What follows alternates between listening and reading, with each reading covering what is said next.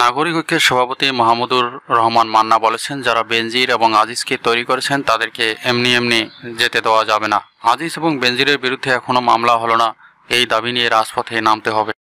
বুধবার প্রেস ক্লাবের সামনে দেশ বাঁচাও মানুষ বাঁচাও আন্দোলন কর্তৃক বেগম খালেদা জিয়া ও ইঞ্জিনিয়ার ইশরাক হোসেন সহ সকল রাজবন্দীদের মুক্তির দাবিতে আয়োজিত মানববন্ধনে তিনি এসব কথা বলেন। ষষ্ঠ উপজেলা পরিষদ নির্বাচনের তৃতীয় ধাপে প্রায় ৩৫% মতো ভোট পড়েছে বলে জানিয়েছেন প্রধান নির্বাচন কমিশনার সিইসি কাজী হাবিবুল আউয়াল। বুধবার বিকেল ৫টার দিকে আগরগাঁও নির্বাচন ভবনে এক ব্রিফিংয়ে তিনি একথা জানান। সিইসি বলেন, সীমিত পরিসরে কয়েকটি অপ্রীতিকর ঘটনা ঘটেছে, তবে নির্বাচন অবাধ, নিরপেক্ষ, সুশৃঙ্খলভাবে সম্পন্ন হয়েছে। তৃতীয় ধাপে ভোট ৩০% মতো ভোট পড়েছে, তবে এর কমও হতে পারে, বেশিও হতে পারে। কাজী হাবিবুল আউয়াল বলেন, ১,১৫২ জন প্রার্থী ছিলেন। ইভিএম এর ১৬ উপজেলায়, বাকিগুলো ব্যালট পেপারে ভোট গ্রহণ করা হয়েছে। অবাধ ও নিরপেক্ষভাবে নির্বাচন সম্পন্ন হয়েছে, এই লক্ষ্যে আইন শৃঙ্খলা বাহিনী অনেক তৎপর ছিল।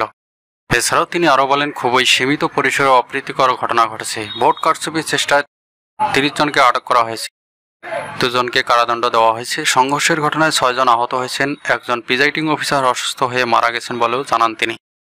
তৃতীয় ধাপে ১০৯ উপজেলায় ভোট গ্রহণের কথা থাকলেও ঘূর্ণিঝড় রেমালের কারণে সোমবার ১৯টি এবং মঙ্গলবার ৩টি উপজেলার ভোট স্থগিত করেছে কমিশন। ফলে বুধবার ৮৭টি উপজেলায় ভোট গ্রহণ অনুষ্ঠিত হয়েছে।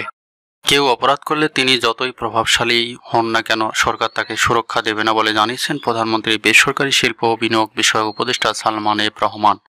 বুধবার সচিবালয়ে স্বরাষ্ট্র মন্ত্রণালয়ের সম্মেলন কক্ষে কলকারখানা ও বাণিজ্যিক প্রতিষ্ঠানে দুর্ঘটনা রোধ এবং নিরাপদ কর্মপরিবেশ নিশ্চিতকরণের জাতীয় কমিটির তৃতীয় বৈঠক শেষে সাংবাদিকদের প্রশ্নের জবাবে তিনি এসব কথা বলেন। সাবেক সেনাপ্রধান এবং পুলিশ প্রধানের অনিয়মের বিষয়টি আলোচিত হচ্ছে, এ নিয়ে সরকার বিব্রত কিনা এমন প্রশ্নের জবাবে প্রধানমন্ত্রীর উপদেষ্টা বলেন, আমাদের আওয়ামী লীগের সাধারণ সম্পাদক স্পষ্টভাবে বলেছেন, কেউ যদি আইন ভঙ্গ করেন তাহলে আইন অনুযায়ী ব্যবস্থা নেওয়া হবে। সালমান এফ রহমান আরও বলেন, এখানে সরকার বিব্রত হবে বলে আমি বিশ্বাস করি না, আইন নিজের গতিতে চলবে।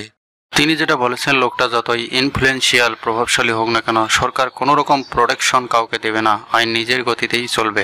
ঘূর্ণিঝড় রেমালের আঘাতে ক্ষতিগ্রস্ত এলাকায় ত্রাণ ও পুনর্বাসন কার্যক্রম ত্বরান্বিত করার লক্ষ্যে আওয়ামী লীগের যুগ্ম সাধারণ সম্পাদক আফম বাহাউদ্দিন নাসিমের নেতৃত্বে একটি প্রতিনিধি দল দক্ষিণাঞ্চল সফর করেছেন।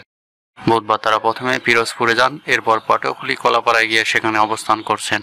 পরবর্তীতে বরগুনা, পটুয়াখালী, খুলনা, সাতক্ষীরা সহ বাকি এলাকাগুলো পরিদর্শন করবেন তারা। এদিকে রংপুর সদর উপজেলা চেয়ারম্যান প্রার্থী ইকবাল হোসেনের আনারস প্রতীক উপর হামলার অভিযোগ উঠেছে। তার প্রতিদ্বন্দ্বী মহানগর আওয়ামী লীগের আহ্বায়ক ডাক্তার দেলোয়ার হোসেনের হেলিকপ্টার প্রতীক কর্মী সমর্থকরা এই হামলা চালিয়েছেন বলে অভিযোগ করেছেন ইকবাল হোসেন।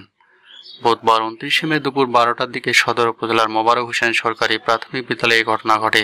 এই ঘটনায় ন্যায় বিচার ও ভোটের সুষ্ঠু পরিবেশ ফিরিয়ে আনতে প্রার্থী ইকবাল হোসেন কেন্দ্রের সামনে ঘণ্টাব্যাপী প্রতীকী অনশন করেন।